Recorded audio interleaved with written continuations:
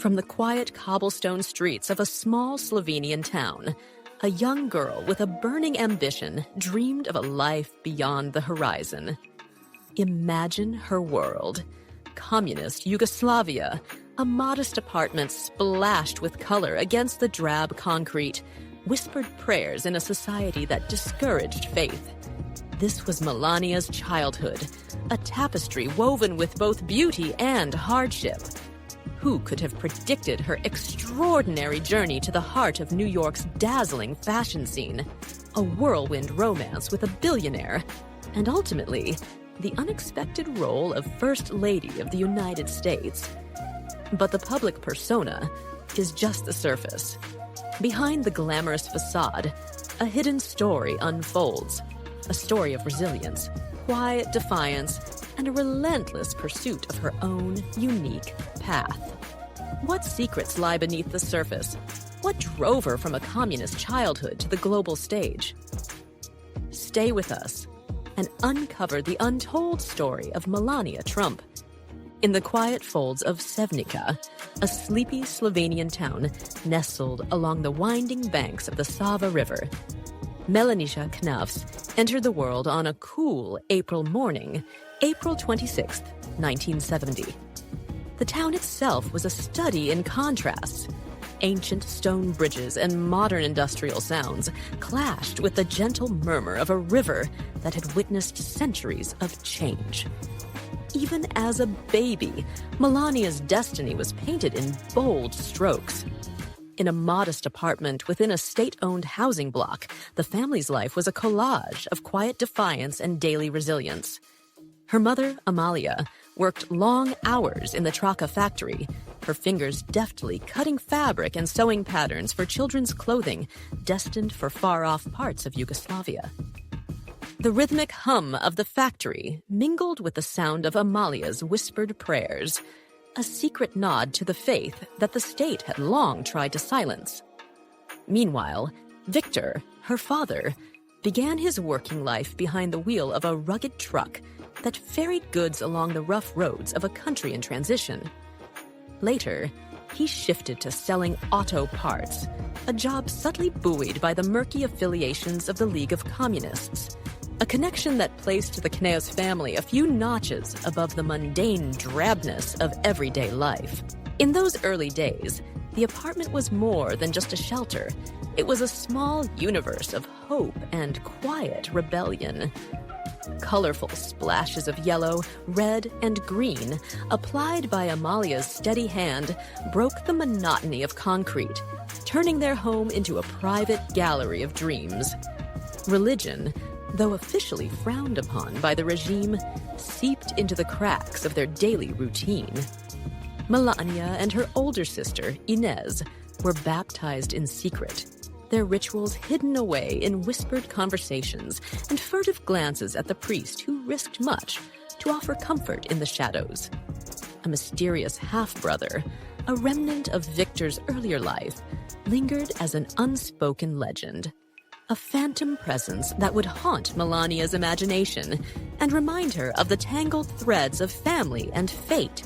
The little girl grew up amidst both the beauty and the hardships of Sevnica. Amalia's factory shifts left behind pockets of fabric that soon became the raw material for Melania's first experiments in needlework.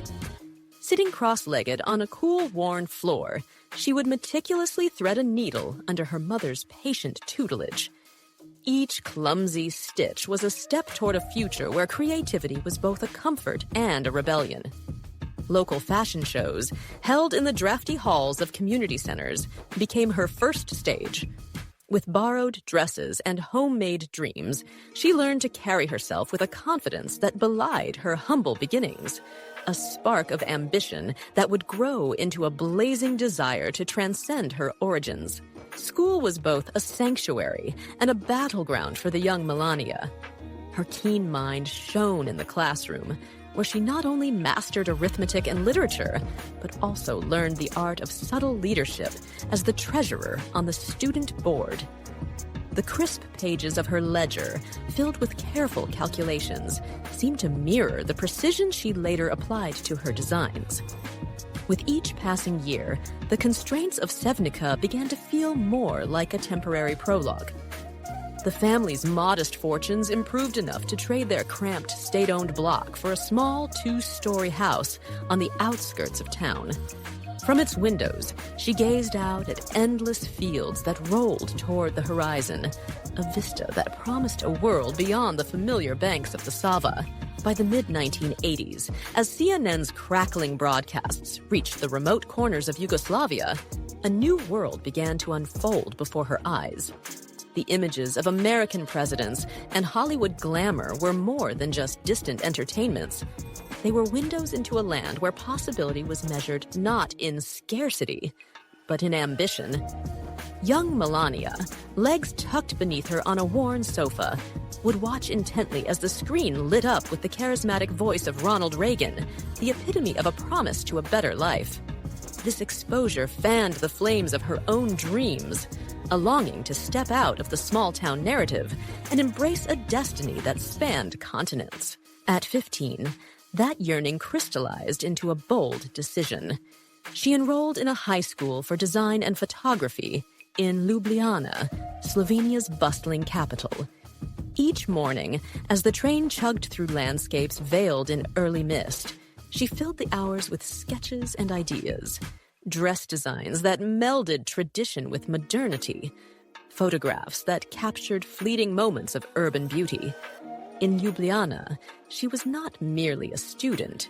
She was an explorer in a world filled with artistic fervor, vibrant street life, and endless creative possibilities. A year later, she and her sister Inez took a courageous step toward independence, sharing a cramped flat in the heart of the city. The apartment, its thin walls a conduit for the city's restless energy, became a crucible for artistic experimentation.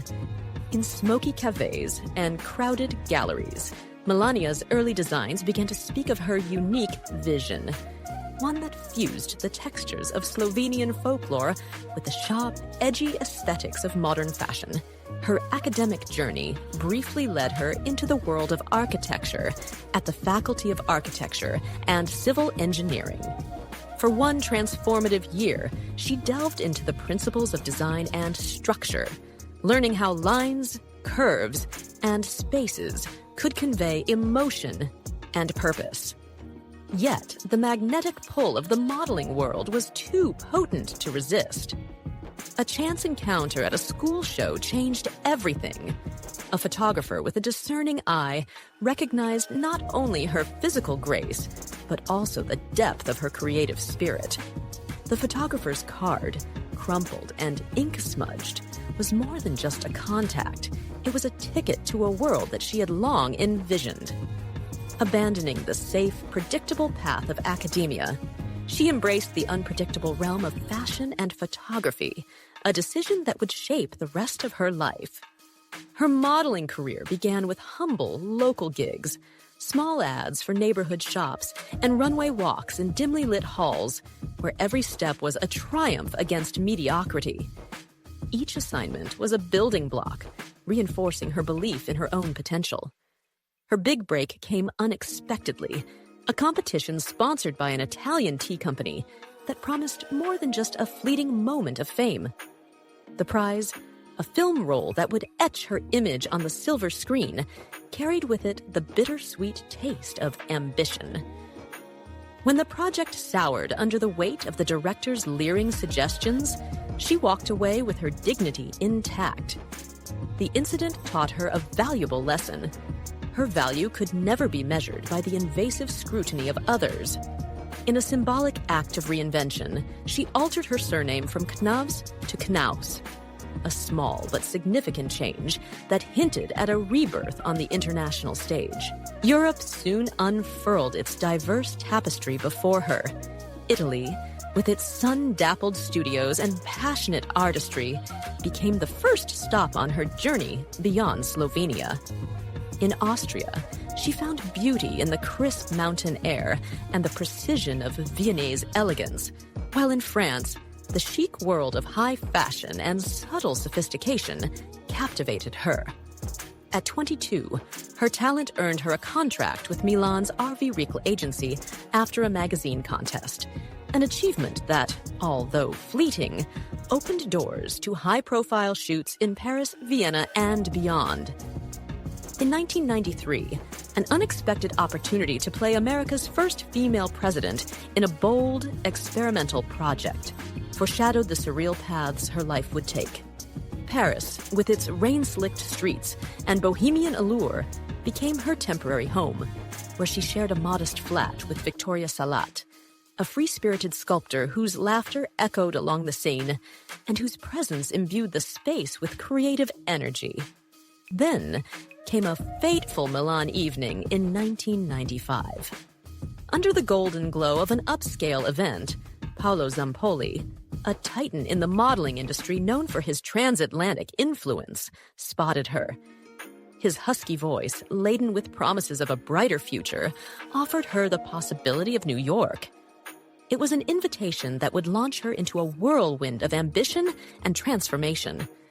With a mix of excitement and trepidation, she embraced the challenge and, at 26, boarded a plane that would change her life.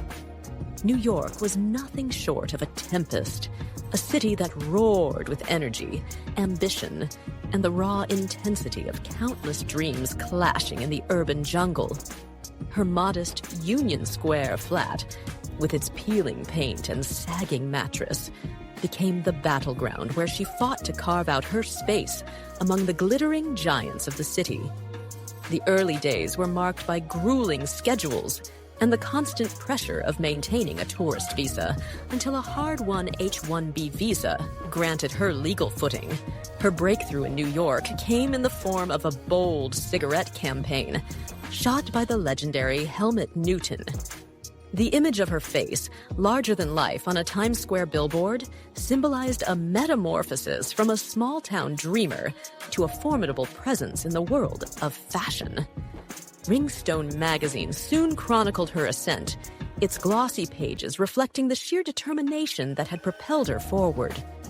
With each new assignment, her portfolio swelled, a mosaic of high fashion shoots, international runway shows, and campaigns that captured the very essence of ambition. Yet, America was more than a land of professional opportunity. It was a crucible for personal reinvention. In 2001, the secure grip of a green card solidified her status. The rumors of an Einstein visa swirled in hushed tones among industry insiders.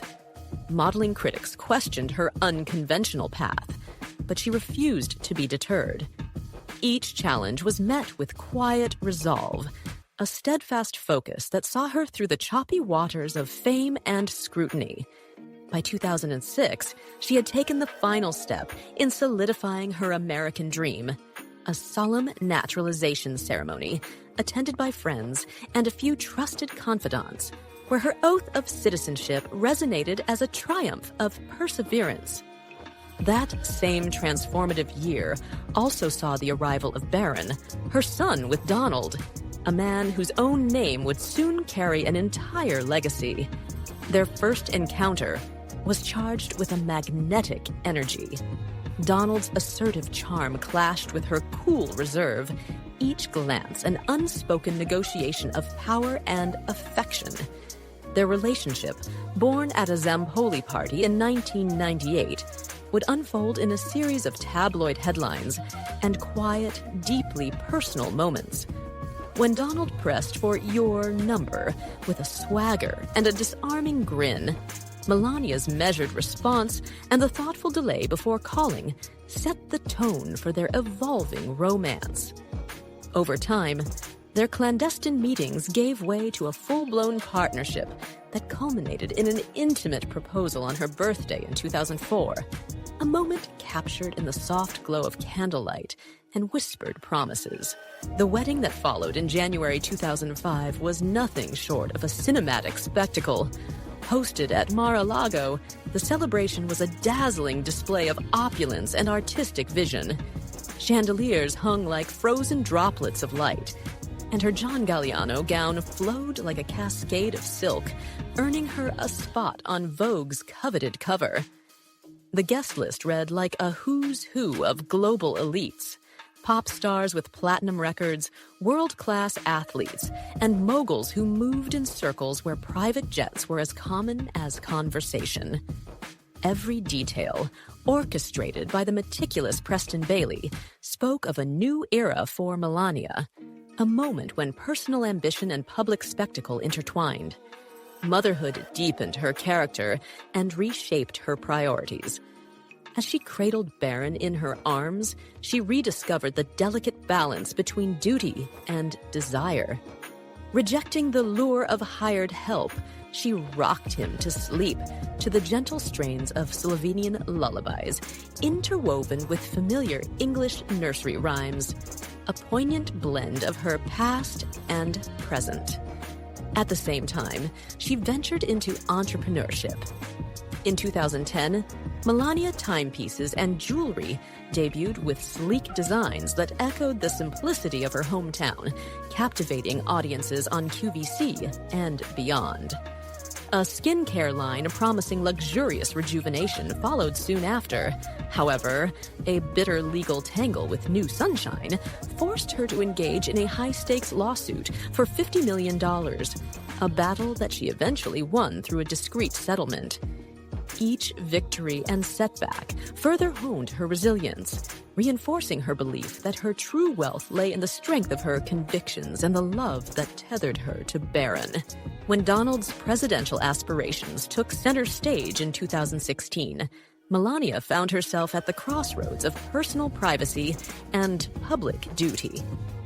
Initially content to linger in the background, her world shifted dramatically when her speech at the Republican convention, dogged by accusations of plagiarism, forced her into a spotlight she had long avoided. The controversy over those disputed words, linked to Michelle Obama's inspirational rhetoric, became fodder for a media frenzy. Yet, even as critics dissected every syllable, she remained a pillar of stoic resolve. Her Be Best initiative, championing children's health, and a stand against bullying was not merely a public relations campaign. It was a heartfelt mission born from her own struggles as a young girl, threading fabric under her mother's guidance.